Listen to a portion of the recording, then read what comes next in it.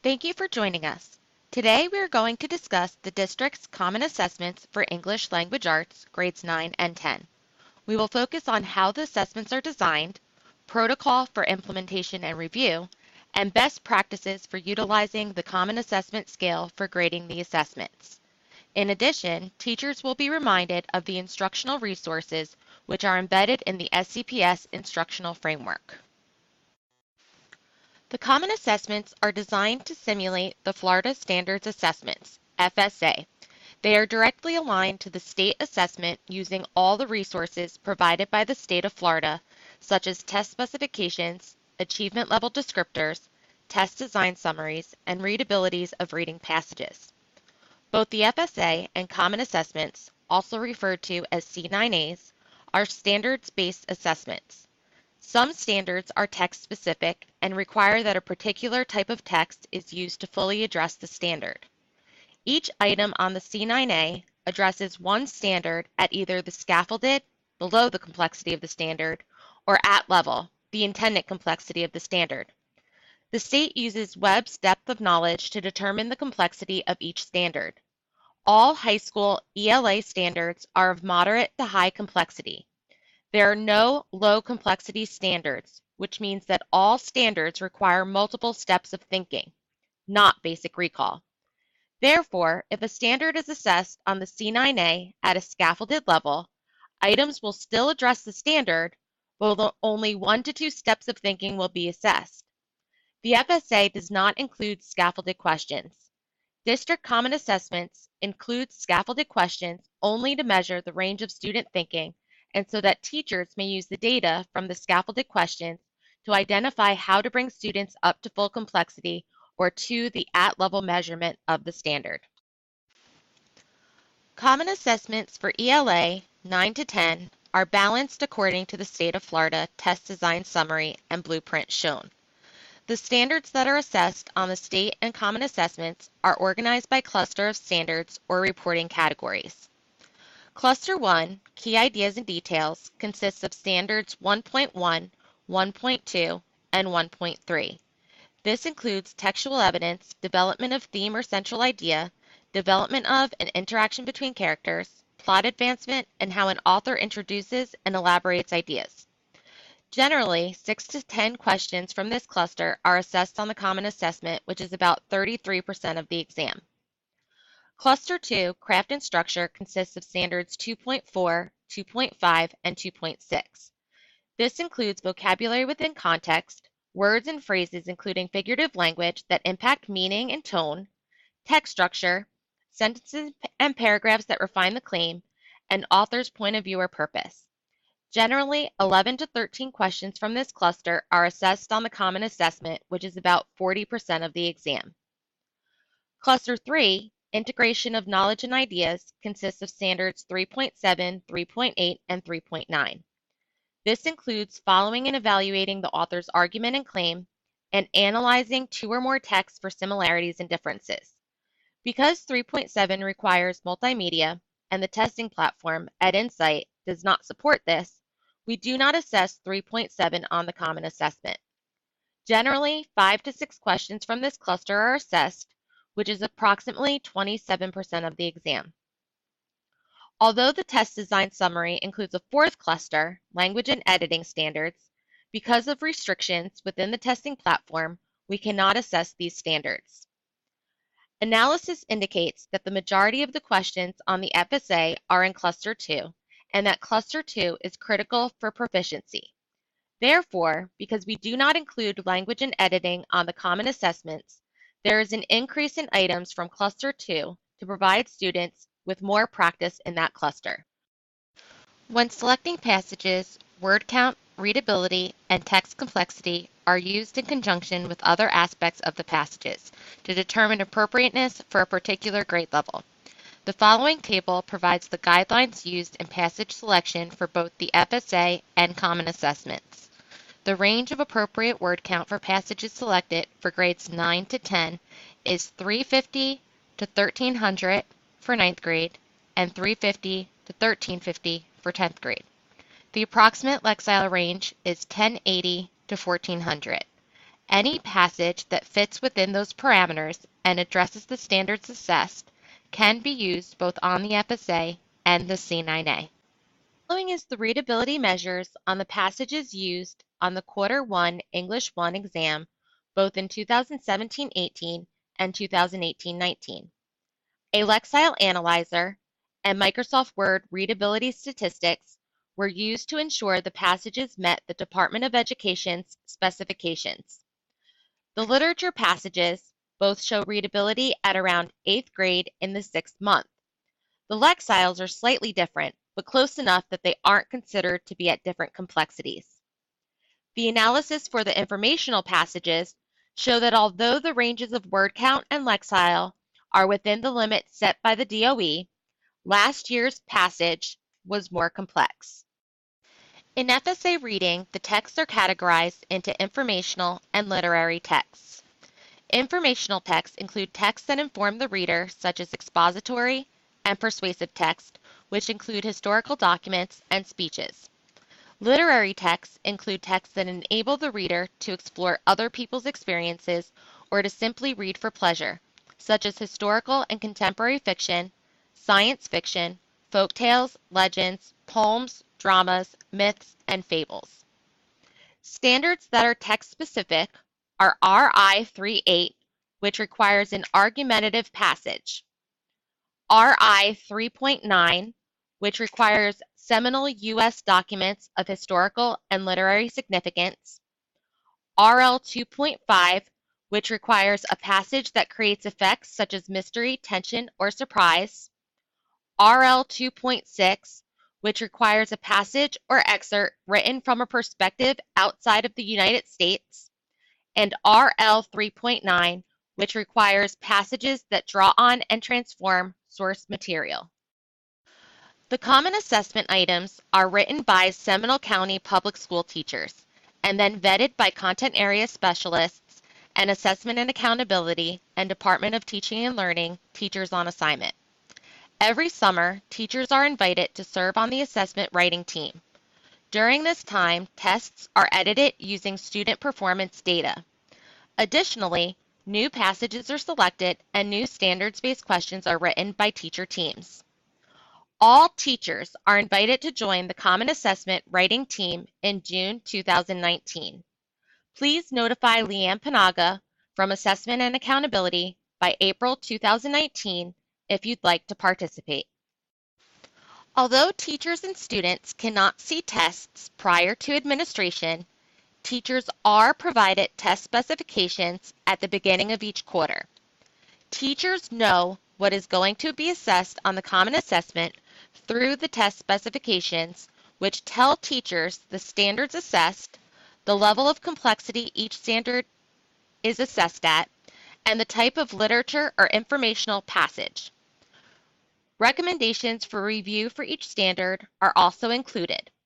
Additionally, practice questions from the EdInsight item bank are listed by question number. Teachers can provide a review before the Common Assessment using these questions. This is an example of this year's Quarter 2 test specification for English 1 Standard and Honors. Each standard assessed includes the standard number, standard text, and complexity. The number of questions per standard and the measurement at which the standard will be assessed, either at level, scaffolded, or stretched, is noted to the right. The type of passage or passages is noted along the left side. The recommended Common Assessment review, which is derived directly from viewing the actual assessment questions, is located under the standard text. Finally, teachers may pull the suggested practice items by going into EdInsight. Tutorials for accessing the item bank items are located on the Assessment and Accountability Resources page under Common Assessments. Teachers are encouraged to use these items to review with their students prior to the Common Assessment. There are two places that the test specifications are housed. The first place is in the Assessment and Accountability Resources course on eCampus. Teachers can find test specifications by clicking on the Common Assessments, opening the 2018-19 Common Assessment folder, and selecting Quarter Test Specifications link. PDFs are available by content area. If not already enrolled in the Assessment and Accountability Resources eCampus course, please do so by copy and pasting the enrollment link into your browser. The link allows teachers to self-enroll. The second place to find the Common Assessment Test Specifications is in the Literary Framework under Secondary ELA Resources. To the right, an assessment tab for each grade level exists. The tab labeled as Common 9 Weeks contains the test specifications for each quarter. It is important for teachers to use common assessment data to drive instruction. Through a thorough item analysis by question, teachers can identify common misconceptions, gaps, or errors in student thinking.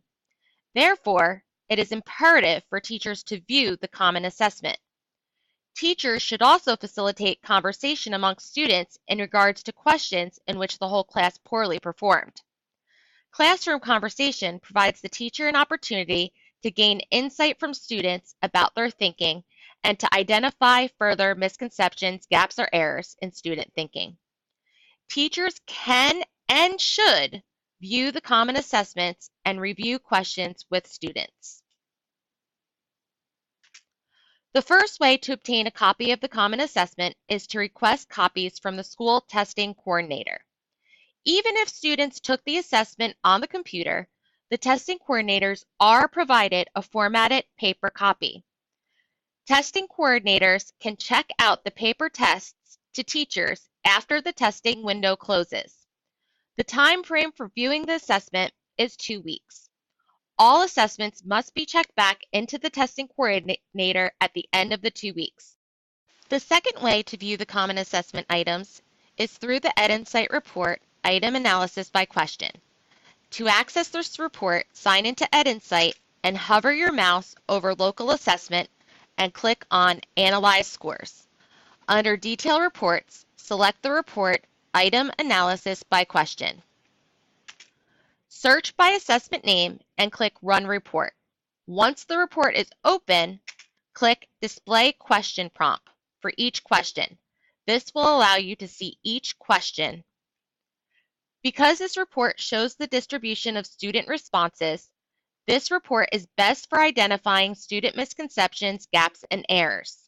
If students are split between two answers, most likely there is a slight misconception that could be cleared up without a reteach. If the incorrect answers are balanced, most likely there is a gap in student understanding and a reteach is necessary. If all answer choices are equally distributed, most likely there is an error in thinking and a reteach is advised. Please note, this report only shows the question stems, distractors, and correct answers. This report does not contain the passages from the assessment. Please request a paper copy of the passages from your testing coordinator. Because the common assessments are designed to simulate the student experience of the FSA, grading practices of the common assessment should mirror the evaluation practices of the FSA. The FSA uses a scale and never uses the raw score to determine student achievement levels. Because of this, it doesn't make sense for teachers to use the raw score from the common assessments to evaluate students' projected success on the FSA. The raw score should never be entered into the gradebook, nor should the raw score be shared with parents or students. Instead, teachers should use the Common Assessment Scale as a starting point for grading. Before we dive into the logistics behind the Common Assessment Scale, let's review the phrases commonly used when discussing the Common Assessment Scale. The first word, raw score, was mentioned on the previous slide, as teachers are advised to never use the raw score in the gradebook or in a conversation with students and parents. The raw score is the original score and represents the percent correct or the percentage of questions that students answered correctly. Focus shouldn't be on how many questions students answered correctly. It is more important to direct attention to student performance within each standard and to identify how students are projected to perform by cluster or by reporting category on the FSA. This brings us to the next phrase, Common Assessment Scale Score. Assessment and accountability data analysts use last year's FSA data and last year's Common Assessment data to determine the average percent correct by FSA level for both the C9A and FSA. Using the average performance of students on both assessments, a conversion of the raw score was created. The conversion, or Common Assessment Scale Score, is to be used instead of the raw score. Not only is it important for grading purposes, it also projects future performance for students on the FSA. The last phrase, scale score adjustment, is a modification made by the teacher after using the Common Assessment Scale Score. Situations for adjustment are, but are not limited to, elimination of questions from grade reporting, or adding teacher-made questions or projects to the Common Assessment Scale grade. The number of assessment questions are balanced by cluster or reporting category. The balance was previously explained in the test design summary slide. However, remembering the balance is important for utilizing the FSA and Common Assessment cluster analysis. The cluster analysis pictured shows the average percent correct on both the FSA and the Common Assessment by achievement level and reporting category. Look at reporting category 3. Integration of knowledge and ideas. According to last year's data, the average percent correct for a student with a level 3 achievement level was 56% on the Common Assessment and 53% on the FSA. This means that in order for students to be on track for proficiency in Cluster 3, students must answer correctly approximately 56% of the Cluster 3, 3.8, and 3.9 standards questions on the Common Assessment. Since we use the same balance of assessment items that the state uses, 5 to 6 of the 25 questions are Cluster 3 questions. This means students must answer at least 3 out of the 6 questions correctly in order to track towards proficiency in Cluster 3. This document is part of the Common Assessment Scale, but can also be used for goal setting for both teachers and students.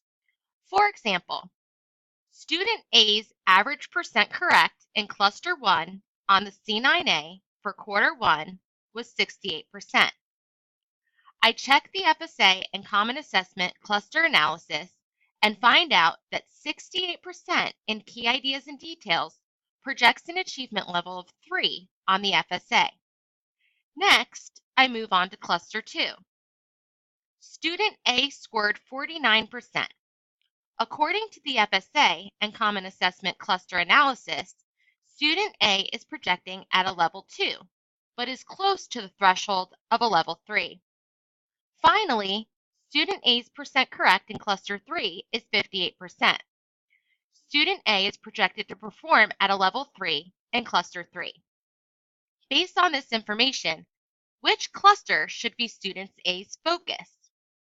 Student A's instruction or remediation should be in Cluster 2.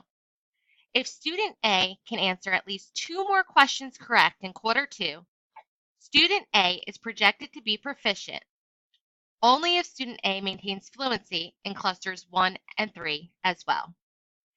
If you use the Comprehensive Teacher Summary Report to collect data after the Common Assessment, you will notice that a new feature was added that shows each student's percent correct in each reporting category and color codes it to reflect the projected achievement level by cluster.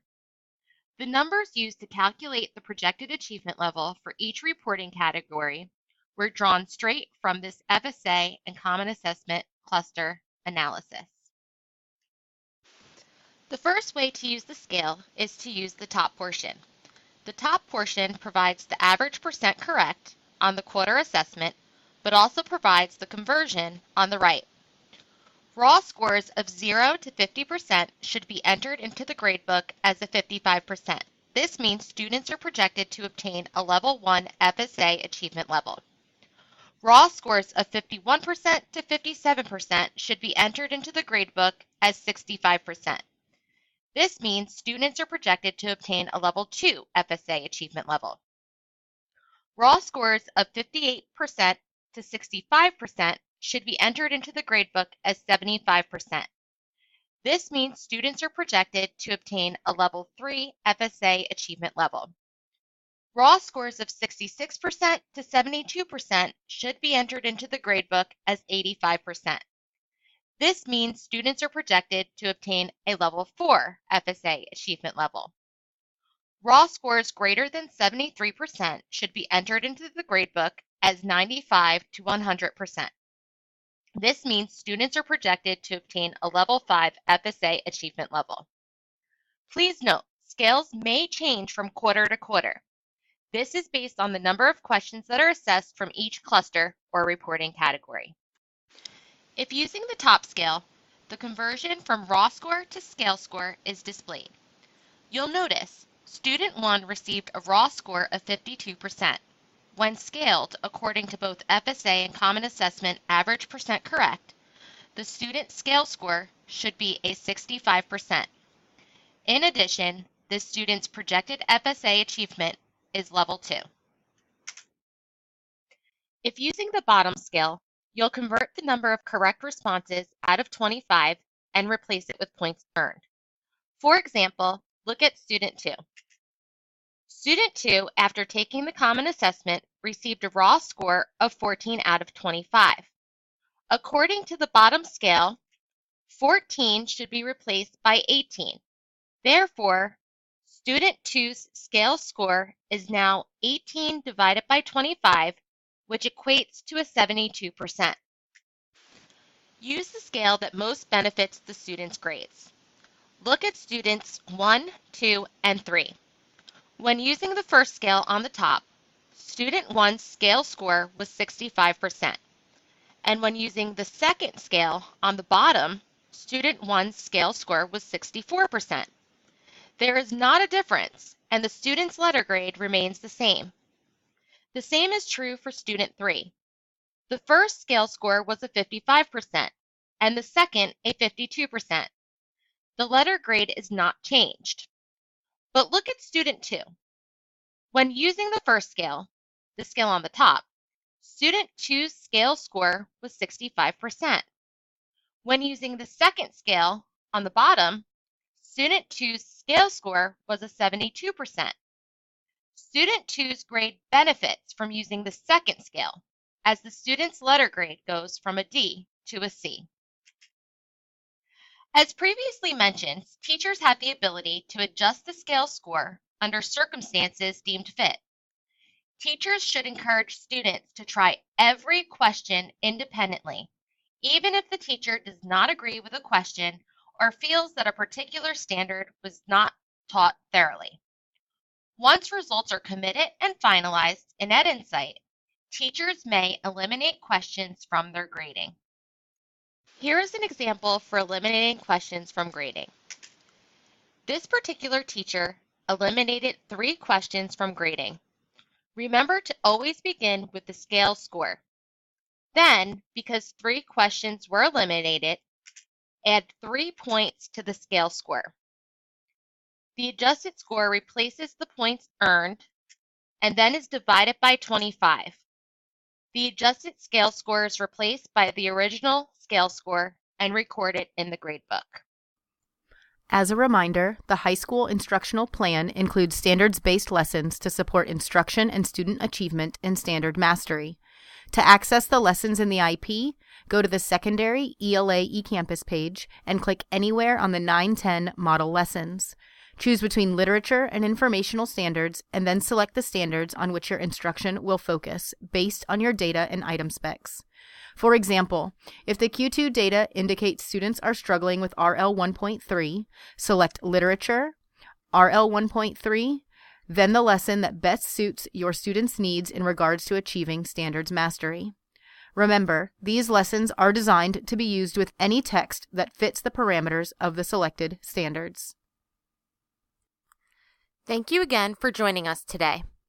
Based on data from Quarter 1 and teacher feedback, the Quarter 2 exam will contain 30 questions. This is to ensure that standards are assessed at both the scaffolded and at level complexity of the standard.